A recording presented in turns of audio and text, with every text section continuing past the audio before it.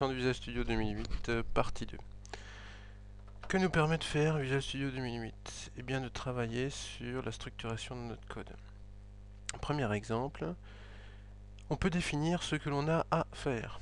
Donc ici, la tâche que j'avais donc à vous présenter, c'est donc l'explorateur de solutions, ce qui était fait. Autre élément à présenter, eh bien ce mode de liste des tâches. Ces listes des tâches nous permettent de savoir ce que nous avons prévu de faire, tout comme ce que nous avons prévu comme commentaire dans le code source, ce qui nous permet d'accéder directement à une zone de travail. Donc ici, je sais que je dois initialiser le contenu de champ de saisie. Grâce à la balise To-Do, je peux le faire. Idem pour celle-ci, ce que l'on retrouve ici, ce qui nous permet d'accéder directement au niveau du code source à un endroit particulier. Donc, résumons-nous, liste des tâches nous permet d'avoir les tâches utilisateurs qui ont été définies et de marquer leur réalisation.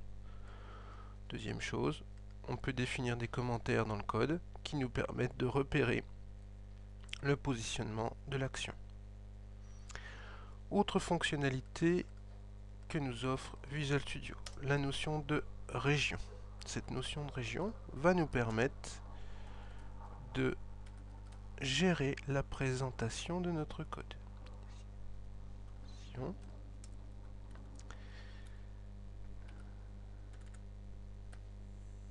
Et voilà, ce qui nous permet, ce qui permettra d'avoir une représentation que nous pouvons réduire avec une visualisation beaucoup plus aisée du code. Encore un autre élément de présentation, ce sont les signets. Donc les signets vont nous permettre de structurer des informations pour pointer directement à une position particulière.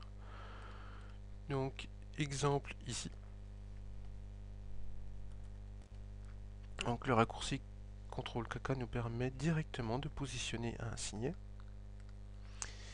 Ce qui nous permet à ce niveau-là de définir le rôle de notre signet. Donc ici c'est retour postback.